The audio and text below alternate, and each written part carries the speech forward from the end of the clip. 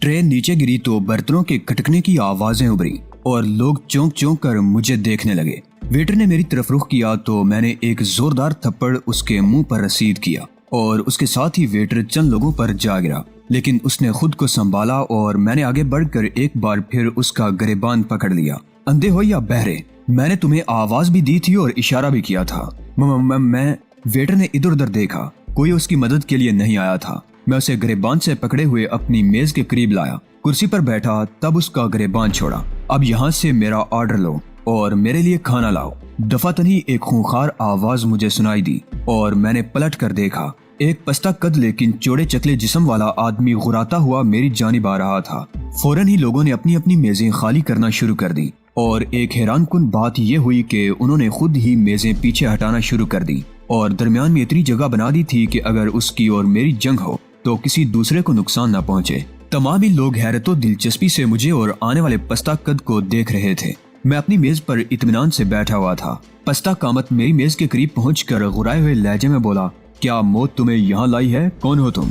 अपना तारुफ कराना पसंद करोगे? मैंने उसे खूंखार निगाहों से घूरते हुए कहा, मेरा तारुफ हासिल करने के बाद तुम इस काबिल नहीं रहोगे कि मजीद मुझसे कोई गुफ्तगू कर सको। ठीक है, मैंने यहाँ वेटर से खाना तलब किया था और चूंकि ये एक होटल है इसलिए खाना तलब करना मेरा हक है, लेकिन अगर तुम इस मसले में कोई आजमाइश चाहते हो तो तुम्हारी मर्जी। मैं अपनी जगह से उठा और मैंने लात मार कर मेज को एक तरफ लुढ़का दिया, फिर कुर्सी को भी उठाकर एक जानिब फेंक दिया, गोया मैंने उसे जंग के लिए जगह बनाई थी। ये फैसला मैंने पहले ही कर लिया था कि गोवे में एक बुज़दिल आदमी की हैसियत से नहीं दाखिल होना, बल्कि कुछ करके दिखाना है, और अगर कुछ कर लिया तो इसका मकसद है कि यहाँ मेरा रोब कायम हो जाएगा। ऐसे इलाकों के बारे में मैं अच्छी तरह जानता था। दफातन ही दुबला पतला आदमी एक जगह से निकला और उसने लोगों से कुछ गुफ्तगू करना शुरू कर दी। एक अजीबो गरीब खेल शुरू हो गया था। वो लोगों से मेरे और पस्ता कद शख्स के दरमियान होने वाली फाइट के सिलसिले में शर्तें लगा रहा था और नोट बटोर रहा था। मुझे एक लम्हे के लिए हंसी सी आ गई। उस शख्स ने फौरन ही इस झगड़े में अपना कारोबार शुरू कर दिया था। काफी लोग इस कारोबार में दिलचस्पी ले रहे थे और मुझ पर सट्टा लगा रहा था। उधर वो पस्ता कामत आदमी इधर उधर देख रहा था। गालिबन वो भी इंतजार कर रहा था कि वो शख्स अच्छी खासी रकम जमा कर ले तो फिर झगड़ा शुरू किया जाए। मैं इंतजार करता रहा और फिर मैंने गुराए हुए लहजे में कहा, अगर खाने का वक्त निकल गया तो फिर मैं तुम्हें खा जाऊंगा, समझे? मेरा मुखातिब वही पस्ता कद आदमी था। उसने अपना वास्कट उतार कर एक तरफ रख दिया, सर पर पहना हुआ हैट भी एक समत रख दिया, लेकिन मैंने अपने लिबास में कोई तब्दीली पैदा नहीं की थी। फिर वो शख्स आस्तीने चढ़ाकर घूंसे बनाकर तैयार हो गया। गालिबन वो मुझसे बॉक्सिंग का मुजाहिरा करना चाहता था। मैं भी पोजीशन लेकर उसके सामने आ गया। ये सारा बचकाना खेल होना था और इसके बगैर काम बनना मुश्किल नजर आ रहा था। उस शख्स का रंग मुटियाला था और आंखें छोटी छोटी, लेकिन चेहरा काफी खतरनाक मालूम होता था और गालिबन वो एक अच्छा बॉक्सर भी था। हालांकि उसका जिस्म मोटापे की तरफ मायल था, लेकिन अपनी हरकतों सकनात से वो बहुत फुर्तीला मालूम होता था। उसने दोनों हाथ आगे बढ़ाए और फिर फौरन ही अपनी लात भी चलाई। गालिबन वो किक बॉक्सर था, लेकिन मैं अब पूरी तरह होशियार था। मैंने एक जोरदार ठोकर उसकी आगे बढ़ने वाली टांग पर मारी। उसका तवाजुन बिगड़ गया। दूसरे लम्हे मेरा ताकतवर घूंसा उसकी ठोड़ी के निचले हिस्से में पड़ा और लोगों ने उसकी गर्दन पीछे मुड़ते हुए देखी। ठोकर की चोट भी शदीद थी और ठोड़ी पर जरब भी, चुनाचे वो अपने आप को संभालने लगा, लेकिन मैंने घूमकर एक लात उसकी कमर पर मजीद रसीद कर दी और वो कई फुट ऊंचा उछलकर औंधे मुंह जमीन पर आ रहा। मैंने उसे एक लम्हा नहीं दिया और उसकी गर्दन पर पांव रख दिया। उसके दोनों हाथ जमीन पर फैल गए थे। पांव रखकर मैंने खूंखार निगाहों से उसे देखा। चारों तरफ सुकूत छा गया था और एक अनोखी सी खामोशी तारी हो गई थी। मैंने गुराए हुए लहजे में इधर उधर देख कर कहा, क्या मैं इसे खत्म कर दूं? नहीं नहीं, बिल्कुल नहीं, बहुत से लोगों ने कहा, और मैंने उस पर से अपना पांव हटाकर एक जोरदार ठोकर उसकी कमर पर मारी, जिसे उसके हलक से चीख निकल गई। वो दोनों हाथ जमीन पर टिकाकर उठने की कोशिश करने लगा।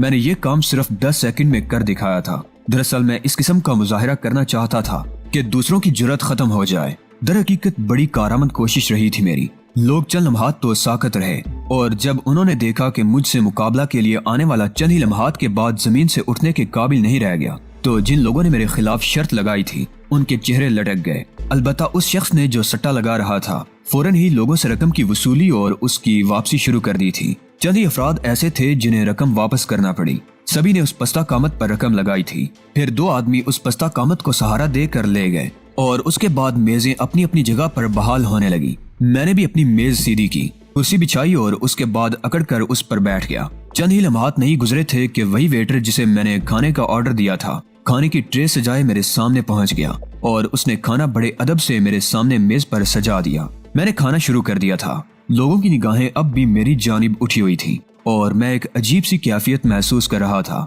वो दबी दबी जुबान से मेरे बारे में बातें कर रहे थे और वो शख्स जिसने मुझ पर सट्टा लगाया था एक समत खड़ा गालिबन किसी और शख्स से गुफ्तगू कर रहा था। खाने के बाद मैंने इत्मीनान से पानी पिया और उसके बाद उंगली के इशारे से उस शख्स को करीब बुलाया जिसने मुझ पर सट्टा लगाया था। वो दांत निकाले मेरे करीब आ गया था। कितनी रकम कमाई है तुमने? $70 मास्टर, $70। लाओ उसमें से $35 मेरे हवाले कर दो। काका क्यों? उसने सवाल किया और जवाब में मैं खड़ा हो गया। मेरा मतलब है कि सिर्फ 35 क्यों? तुम्हारा मुआवजा तो $40 बनता है। ये लो ये लो। उसने जेब से $40 के नोट निकाल कर मेरे सामने रख दिए और मैंने उन्हें गिने बगैर जेब में ठूंस लिया। वो शख्स कान दबाकर बाहर निकल गया। अभी तक कोशिशें कारआमद रही थीं और मैं अपनी इन कोशिशों में पूरी तरह कामरान रहा था। यहाँ ये सारी हरकतें करना बेहद जरूरी था। थोड़ी देर के बाद मैंने वो होटल छोड़ दिया और एक बार फिर गोवे की सड़कों पर निकल आया। फिर ज्यादा दूर नहीं जाना पड़ा था मुझे कि एक शख्स मेरे करीब पहुंच गया। क्या तुम गोवे में कयाम करोगे मास्टर? उसने पूछा। मैं बमें उठाकर उसे देखने लगा। हालांकि यहाँ अच्छे होटल नहीं है, लेकिन अगर कोई कयाम करना चाहे तो मैं ऐसी जगह का बंदोबस्त कर सकता हूँ जो निस्बतन बेहतर और साफ सुथरी हो और मुआवजा भी ज्यादा ना हो। क्या ख्याल है आपका? तुम्हारा नाम क्या है? आप मुझे जेन कह सकते हैं मास्टर। मिस्टर जेन के नाम से मैं यहाँ पहचाना जाता हूँ। अभी कुछ वक्त बाकी है मिस्टर जेन। मैं अगर किसी जगह को पसंद ना कर सका तो फिर तुमसे रुजू करूंगा। एक बात अर्ज करूं मास्टर, बुरा ना मानना। उसने कहा। कहो। $5 अदा करके लाइसेंस बनवा लेते तो अच्छा होता। क्यों? मैंने सवाल किया। उसके बाद वो शख्स तुम तक ना पहुंच पाता और ना वेटर खाना लाने में देर करता। मेरे होठों पर बेख्तियार मुस्कुराहट फैल गई। मैंने उससे सवाल किया, लेकिन इसके बदले में मैंने $40 कमा लिए हैं। मैं जानता हूँ, लेकिन ये देर पा नहीं हो सकते। ताहम तुम्हारी मर्जी, तो फिर मैं तुमसे दोबारा मुलाकात करूंगा। ये बात मालूम कर लेना मेरे लिए मुश्किल नहीं होगा कि तुम इस वक्त कहाँ हो। उसने कहा और तेज तेज कदमों से आगे बढ़ गया। मैंने एक गहरी सांस ली। वाकई दिलचस्प जगह थी, दिलचस्प और अनोखी। अगर यहाँ सिर्फ तफरीह की गर्ज से आया था तो बिलाशुबा हम इसे एक बेहतरीन तफरीह करार दे सकते थे। हर जगह अनोखे मुजाहरे हो रहे थे। बिल आखिर मैंने ब्राकोडो का रुख किया। वैसे भी शाम झुक गई थी और फजा में मुकम्मल तौर पर अंधेरा छा गया था। ब्राकोडो में खूब रोशनियां थी और यहाँ के माहौल में भी वही बेडंगापन पाया जाता था। तकरीबन सारी ही मेजें भरी हुई थी। उनमें खवातीन भी थी, मर्द भी थे। ज्यादातर मकामी लोग थे। इक्का दुक्का बाहर के लोग भी नजर आ रहे थे, लेकिन यकीनी तौर पर तो वो लाइसेंस याफ्ता थे या फिर ऐसे जो यहाँ कुछ हैसियत रखते थे। सिर्फ आम लोगों के लिए ये जगह खासी मुश्किल साबित हो सकती थी। भरी हुई मेजों के दरमियान मैंने अपने लिए जगह तलाश की और फिर एक कतार में कुछ मेजें और कुर्सियां खाली पड़ी देखकर उनकी जानिब बढ़ गया। तकरीबन 8 मेजें थीं जिनके गिर्द खुसूसन कुर्सियां लगाई गई थी।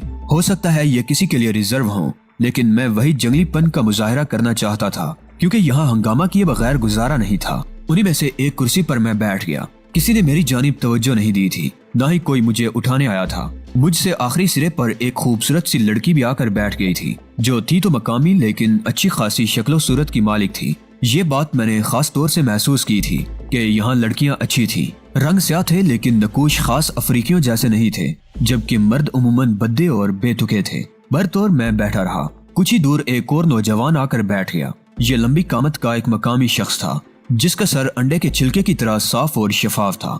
यकीनी तौर पर उसे साफ कराया गया था। वो खामोशी से वहां बैठ गया। किसी ने मेरी जानिब तवज्जो नहीं दी थी। वक्त गुजरता रहा। मैंने खाने पीने की कुछ अशिया तलब की तो यहाँ मुझे उसमें कोई दिक्कत नहीं हुई और मेरी मतलूबा अशिया मेरी मेज पर सजा दी गई और मैं उनसे शुगल करने लगा। ड्राई फ्रूट्स थे और कॉफी थी। बहुत देर इस तरह गुजर गई और फिर सामने बने हुए स्टेज पर तेज रोशनी का एक हार नमूदार हुआ और उसके साथ ही मौसीकी की आवाजें कहीं से उभरने लगी। एक हसीनो जमील नोखेज लड़की टखनों तक जर्द स्कर्ट में मलबूस स्टेज के पीछे से निकली और रक्स करने लगी। साजों की आवाजें बेताल थीं और इससे ज्यादा बेहंगम वो रक्स था जो वो लड़की कर रही थी। लेकिन यहाँ मौजूद लोग तालियां पीट रहे थे, सीटियां बजा रहे थे और बेहुदा आवाजें उभर रही थीं।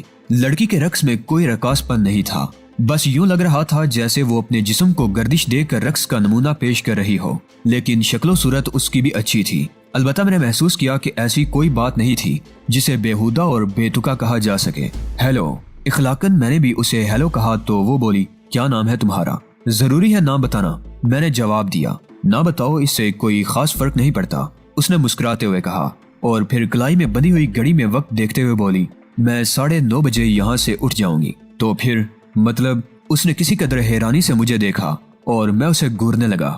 پھر میں نے آہستہ سے کہا، مطلب تو تم بتاؤ گی بڑی بی۔ میرے ان الفاظ پر اس کے چہرے پر ایک لمحے کے لیے حیرت اور دوسرے لمحے غصے کے تاثرات پھیل گئے۔ پھر اس نے کہا، تمہیں میری توہین کرنے کا کوئی حق نہیں ہے، میں تمہاری مالک کو سمجھے، تمہاری مالک۔ ایک لمحے کے لیے میری آنکھیں حیرت سے پھیل گئیں، یہ میری مالک کہاں سے نمودار ہو گئی؟ میں حیران نگاہوں سے اسے دیکھتا رہا تو اس نے غصیلے لہجے میں کہا، میں نے $15 ادا کیے ہیں، سمجھے؟ پورے $15، اور تمہیں $50 ملیں گے۔ میں کوئی معمولی عورت نہیں ہوں، مگر کس بات کی معزز خاتون، یہ تو میں تمہیں یہاں سے چلنے کے بعد بتاؤں گی۔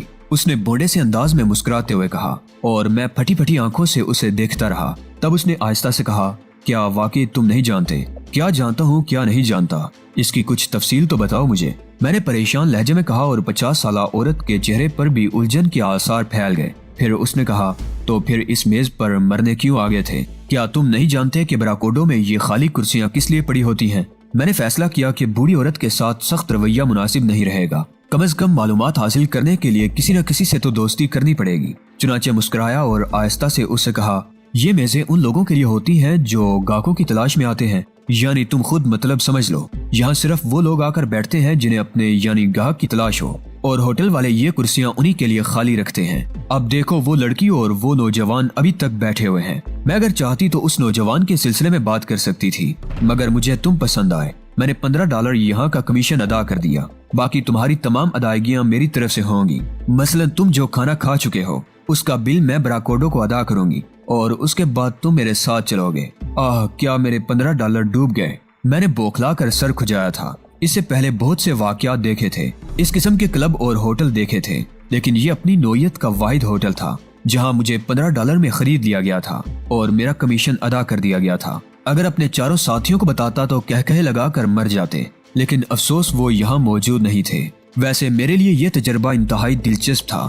دفعتاً میں مسکرایا اور آہستہ سے کہا، میں تمہارے ساتھ چلوں گا، کس نام سے مخاطب کر سکتا ہوں؟ لیڈی مسولینا، اس نے آہستہ سے جواب دیا۔ اس کا منہ ابھی تک پھولا ہوا تھا۔ سوری لیڈی، شاید میں نے کچھ ایسے الفاظ کہہ دیے جو تمہیں ناگوار گزرے ہوں، میں ان کے لیے معافی چاہتا ہوں۔ تب اس نے تیکھی نگاہوں سے مجھے دیکھا اور پھر ایک دم مسکرا دی۔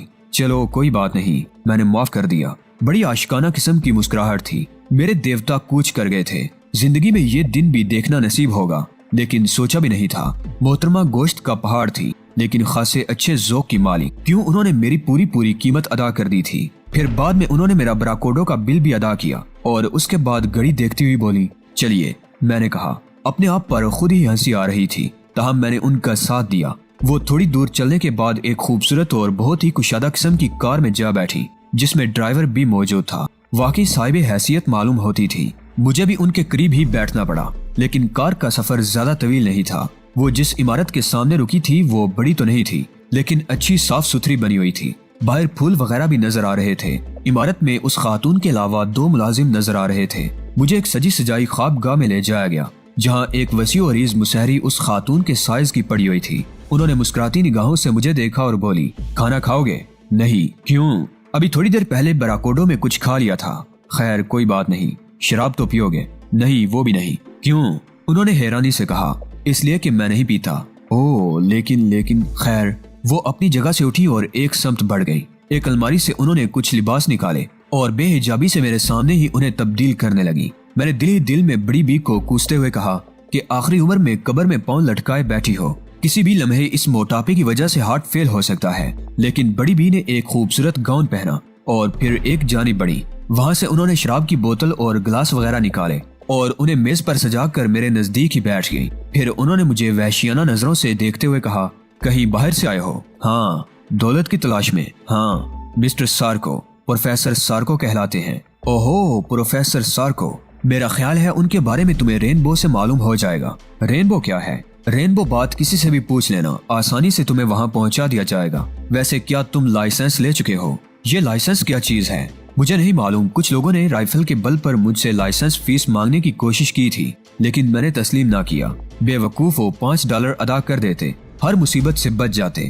यहाँ $5 अदा करने का मतलब ये है कि तुमने फेरोज गाता की बर्तरी कबूल कर ली है। क्या मतलब? फेरोज गाता को भी नहीं जानते तो फिर क्या जानते हो? एमरूना में क्यों आ मरे? नहीं, फेरोज गाता को तो जानता हूँ, मगर फेरोज गाता के फंड में $5 जमा कर देने का मतलब ये है कि तुम उसके मकसद से मुत्तफिक हो, और यहाँ वही कारामद रहते हैं जो फेरोज गाता के मकसद से मुत्तफिक हो। मेरी मानो तो कल $5 अदा कर दो। मगर किस लिए? मैं तुम्हें इसके बारे में भी तफसीलात बता दूंगी। बूढ़ी औरत ने कहा और फिर बोली, अब बेकार वक्त जाया करने से क्या फायदा, थोड़ी बहुत मेरे साथ पियो। नहीं, माफी चाहता हूँ, अजीब बदनुमा आदमी हो, उसने कहा। मैं चंद लम्हात उसे देखता रहा, फिर मैंने कहा, मिस्टर सार्को से अगर मुलाकात हो जाए तो बड़ा अच्छा होगा। रेनबो बाथ चले जाना, वहाँ कोई ना कोई तुम्हें उसके बारे में बता देगा। क्या मिस्टर सार्को रेनबो बाथ में मिलते हैं? नहीं, वहाँ उनके बहुत से शनासा हैं, वो बता देंगे कि मिस्टर सार्को कहाँ हैं। वैसे ये प्रोफेसर सार्को हैं कौन? बस आदमी हैं, फेरोज गाता के हामी हैं और इसी इलाके में रहते हैं। इससे ज्यादा मैं उनके बारे में कुछ नहीं जानती। गुड, मैंने कहा, और उसके बाद के लम्हात बड़े मज़ीक़ का खेज थे। मुझ पर जो बीत रही थी वो मेरे लिए बड़ी दिलचस्प और अनोखी हैसियत रखती थी, लेकिन बहरतौर उन बूढ़ी मोहतरमा को संभालना मेरे लिए मुश्किल नहीं था। उनकी गर्दन के एक मखसूस हिस्से पर मैंने अपना प्यार भरा हाथ रखा और उनके गोल मटोल हाथ मेरी कमर के गिर्द लिपट गए। लेकिन मैंने उनकी गर्दन पर जिस जगह हाथ रखा था वो जगह बड़ी नाजुक मगर मकसद के लिए बहुत जरूरी थी। चुनांचे एक रग दबाने से उनकी ज़हनी कुव्वतें जवाब देने लगी। उनकी आंखों में एक लम्हे के लिए नशीले तासुरात नजर आए और फिर उनकी मोटी गर्दन, जिसे गर्दन नहीं कहा जा सकता था,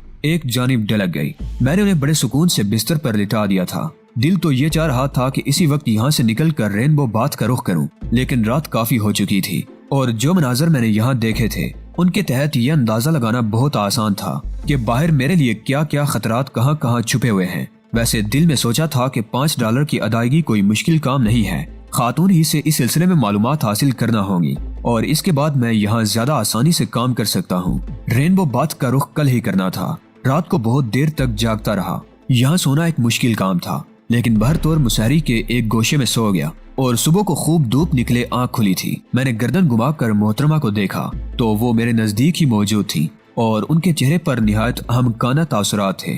वो फटी फटी आंखों से मुझे देखती रही, फिर उन्होंने अजीब से अंदाज में गर्दन हिलाई और अपनी जगह से उठकर गालिबन गुसल खाने की समत बढ़ गई। अलबत्ता उन्होंने मुझे सुबह के नाश्ते के लिए नहीं पूछा था और $50 का नोट निकाल कर मेरे हाथ में थमाते हुए कहा था, दफा हो जाओ। और वो $5 जो आप कह रही थी, दफा हो जाओ, मैं कुछ नहीं जानती। मगर मैंने कहा ना, दफा हो जाओ, निकल जाओ यहाँ से फौरन। वो तिलमिलाई और मैं शाने उचका कर वहाँ से बाहर निकल गया।